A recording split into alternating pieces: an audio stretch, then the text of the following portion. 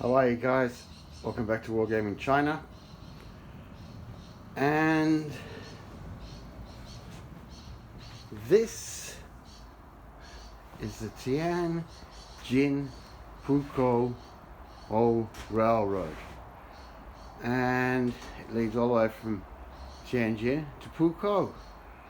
And on its way there, it travels directly through the town of Suzhou, which, as you and I know, in January 1938 was the HQ of Lai Zongren's 5th War Zone. Now, the IGA 13th Infantry Division under Lieutenant General Osagu Lipai is pushing up the Jinpu Railway all the way until it takes Suzhou. So it starts in the south with the Shanghai Expeditionary Army. The 13th Division is part of the Shanghai Expeditionary Army until February, when it gets transferred to the Central China Area Army. But for this battle, it's still Shanghai Expeditionary Force. Now, if we looked at China at this period, January 1938, or indeed any period, we can see that no matter how many men China had, like at her strongest, China had 4 million troops. But only 10% of them were fully trained, armed and equipped. So 400 divisions, 40 are the ones, 10% are armed, equipped and trained. The rest are not. And what we have here is the Guangxi Provincial Army. Now, Lai Zongren, as commander of the 5th War Zone, has had to take what he can get. As far as troops go, we've already seen, talked earlier in earlier videos about the 22nd Army Group of Sun Jian and how it had such a bad reputation, but even Lai Zongren was desperate and said they're better than nothing. Well, these troops, like Lai Zongren once compared to Chinese forces that have, to that 10% of the Chinese army that has been trained. And he said, these are not third-rate, they are fourth-rate troops. So Lai Zongren himself, the commander-in-chief of the 5th War Zone, knows that these troops aren't even third-rate, they're fourth-rate. Now, as he didn't have much, as we've talked about before with Han Fu-Chu, basically opening the northern door on the Yellow River to the Japanese, Lai didn't have much of a choice. Lai Zongren didn't have much of a choice about what troops he could use. He just had to use what he had. But he did come up with a plan, and it was a series of blocking operations. This is a blocking operation. So Lai Zongren sent the 31st Army of Liu Shiyun. I think it's Shiyun. Let me just check my notes. No, Liu Shizi. And he sent him and his Guangxi Provincial Army of 3 divisions. That was the 31st Army Group, it would be called. But it will also, if you look up in other sources, it's under the umbrella of the 11th Army Group, even though it is the only formation in the 11th Army Group. But the 31st Army can also be described in some OBs as the 19th Army, and yet in many more OBs for the Battle of Taizhuang, which this battle is definitely part of, It's not even mentioned. The 31st Army Group is not even mentioned. So very. I'm going to tell you how hard this battle is to get was to understand it. I have quotes for 3 different commanders of the 31st Army Group at this time. I settled on Liu Shizi or Shai Yi. Liu Shai Yi,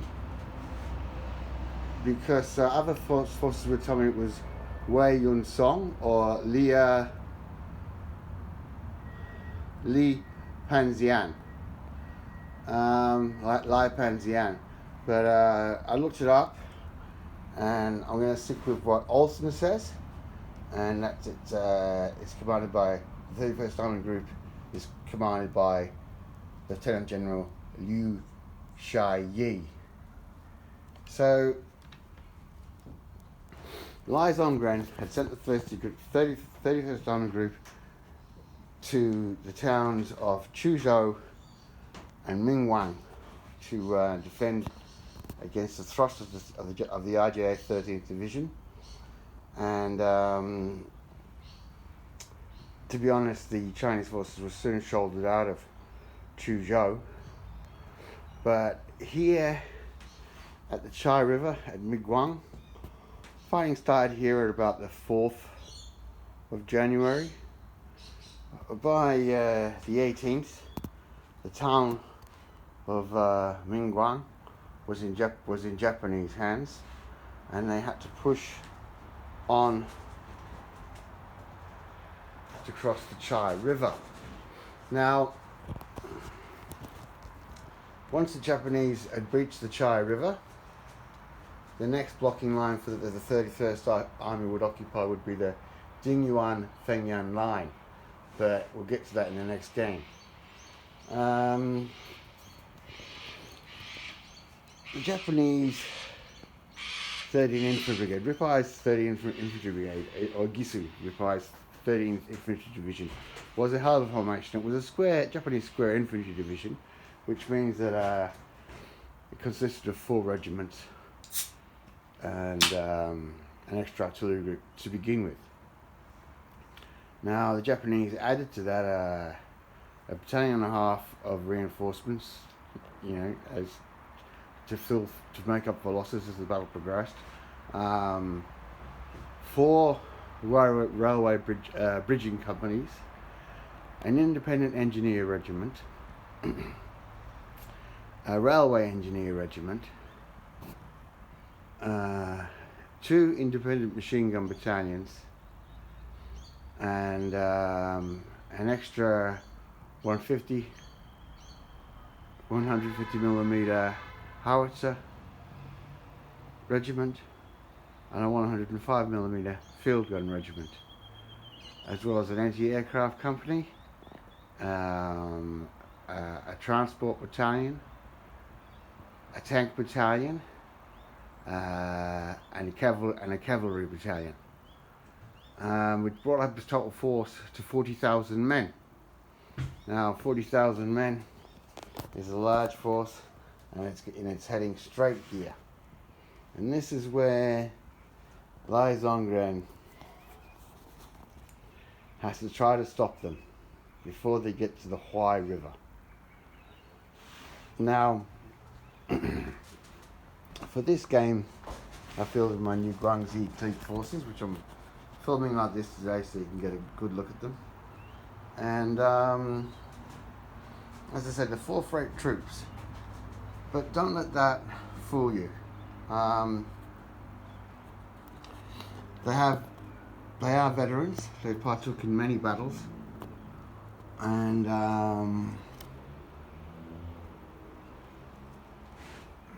they're veterans. The Japanese infantry, the 13th RJA Infantry Division, are also veterans, and they're much more well equipped. They outnumber the 31st Army. The 31st Army by this time consists of 3 divisions, the 131st, 135th and 138th, and they've been strengthened with about 6,000 volunteers from Red Banner and Red Spear societies, which had brought their strength up to about 25,000 men. So they were already badly outnumbered here, but Lai Zongren and Liu Shayi had chosen their ground well here. Now, if I was as a wargamer, if I was historically to play this game, I would bring everything up the guts and drive through here. You know, this area here, to here, to there. Okay? But I don't want to do that because the Chinese defended on both sides of the river. And I had to look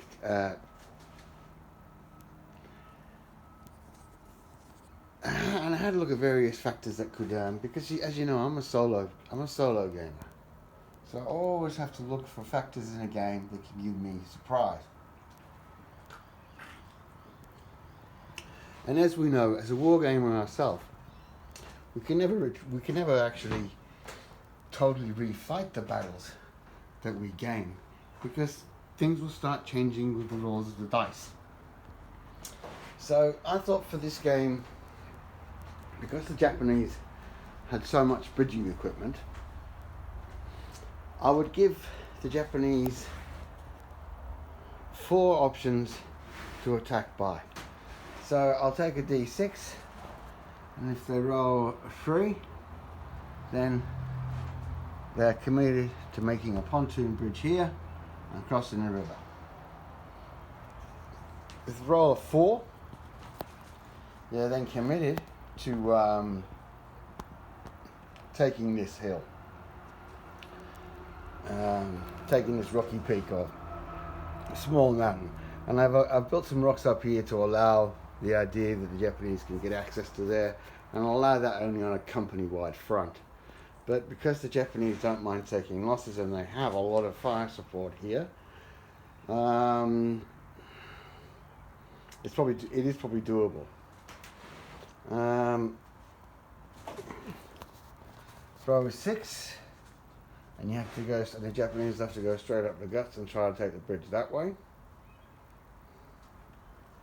Throw a 5, and the Japanese will be heading through this hill.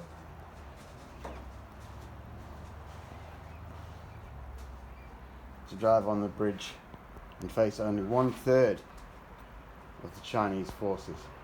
Now, Lai Shayi did not have the benefit of I have as hindsight, and this is going to be a tough battle. The Japanese are coming up in main support. They have air superiority, and they have certain assets for the railways the Japanese don't have. This is a Tokyo Gas and Electric Company armoured trolley. It's an artillery observation vehicle, and not many people field them. Made them myself. I did a video on it, you just look it up. Tokyo Gas and Electric trolley.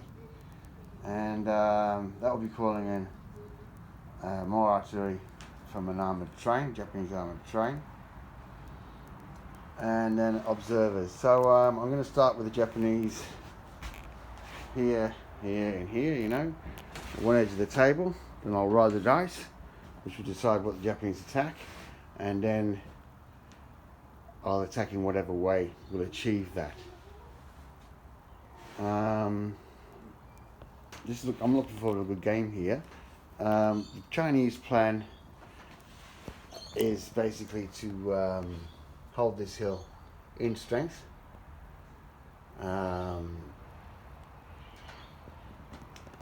That hill in depth, but not in as much strength as the middle hill. This hill we don't have the forces to put anybody on, man at all, so we'll just have to hope that the forces on this hill will be able to inflict some damage if the Japanese do eventually come through here. And if they do come through here, I've planned on giving them a very bloody nose in order to give myself enough time for the rest of the 31st Division to pull back and occupy the Dingyuan-Fengyan line. Now here would be the final defense, and I'm hoping that if the Japanese do get here, all that open ground and a slope will help the Chinese inflict some severe casualties on them. And I'm also hoping that as the Japanese have to roll to cross the terrain, their attack will be broken up in piecemeal. And that's a big hope, and that's only if, as I said, the Japanese roll a 3 and have to attack here.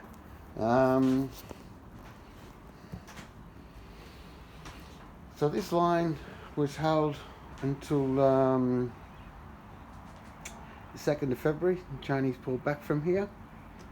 And as I said, and the Japanese keep occupying. Now, as we go back to Lai Zongren's master plan, it is of course that as the army retreats, as each army retreats, it pulls back to the west, so that as the Japanese advance, there are going to be intact Chinese formation on their western flank, and that's going to play a key role in the battle as we go past the Dingyuan-Feng line and go into the next phase of Lai Zongren's defense of the lower Yangtze. Okay, that's it for now. I hope you enjoyed that. I hope you subscribe. I hope you whack that like button, and I hope you'll come back and watch the refight. I'll just give you a bit more of a view of the game here, the figures. Yeah, if you haven't subscribed, you should. You know, I mean, this army here, the Guangxi Clique Army, I doubt anybody's ever fielded it before. The Bofors guns, the hybrids, double barrel guns, I doubt anybody's ever fielded them before, at least in 20mm, you know? So, there's plenty to fight this in depth, if I have to hold this wooded hill in depth. And again, all I'm trying to do is prepare enough time, delay the Japs enough time so I can get my forces over the bridge. I've got a lot, the Chinese have got a lot of heavy weapons forward, and they'll need them for the next few games. CO.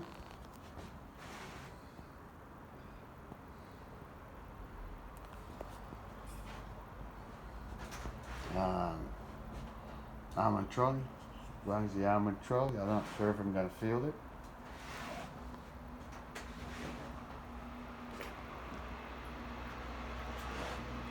Alright, I'm going to start rolling the dice now. See you later. Bye.